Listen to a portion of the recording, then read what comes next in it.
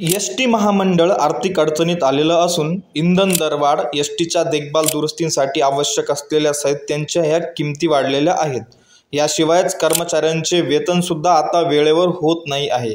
त्यामुळेच आता एस.टी. महामंडळ हे आधीच तोट्यात आलेलं असून महामंडळाला आता महागाईची झळसुद्धा बसू लागलेली आहे.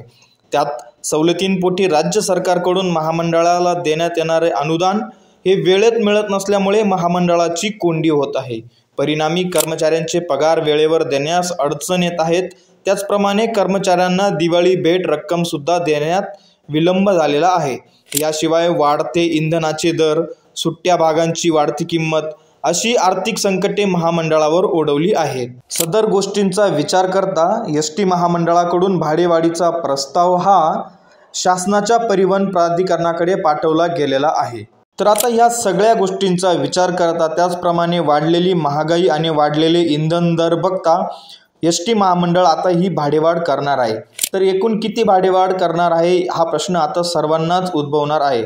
तर एस.टी. महामंडळाने प्रशासनाकडे एकूण 14% भाडेवाढीचा प्रस्ताव हा मांडलेला आहे. 14% भाडेवाढ म्हणजेच जर याआधी तुम्हाला एखाद्या प्रवासासाठी 100 रुपये भाडं लागत असेल तर आता इथून पुढे ते भाडं 114 रुपये तुम्हाला लागणार आहे. म्हणजेच एकंदरीत आता 14% भाडेवाढीचा प्रस्ताव हा एस.टी. महामंडळाने मांडलेला आहे. तर एस.टी. महामंडळाने ज्यांच्याकडे हा प्रस्ताव मांडलेला आहे ते म्हणजे परिवहन प्राधिकरण. तर ही परिवहन प्राधिकरण म्हणजे काय असतं, तर राज्य परिवहन प्राधिकरणामध्ये राज्याचे अर्थसचिव, त्यानंतर परिवहन सचिव आणि परिवहन आयुक्तांचा समावेश असतो. म्हणजेच या तिघांची एक कमिटी असते आणि या कमिटीकडे हा प्रस्ताव मांडलेला असतो. जर या कमिटीने त्या प्रस्तावाला मान्यता दिली तर तिथून पुढे भाडेवाढ होत असते. यामध्ये अजून एक महत्त्वाची बाब म्हणजे की यापूर्वी भाडेवाढ कधी झाली होती, तर यापूर्वी नोव्हेंबर 2021 रोजी एस.टीच्या तिकीट दरात ही वाढ करण्यात आलेली होती. यानंतर आता एस.टी. महामंडळाने प्रस्ताव तयार करून शासनाकडे पाठवलेला आहे.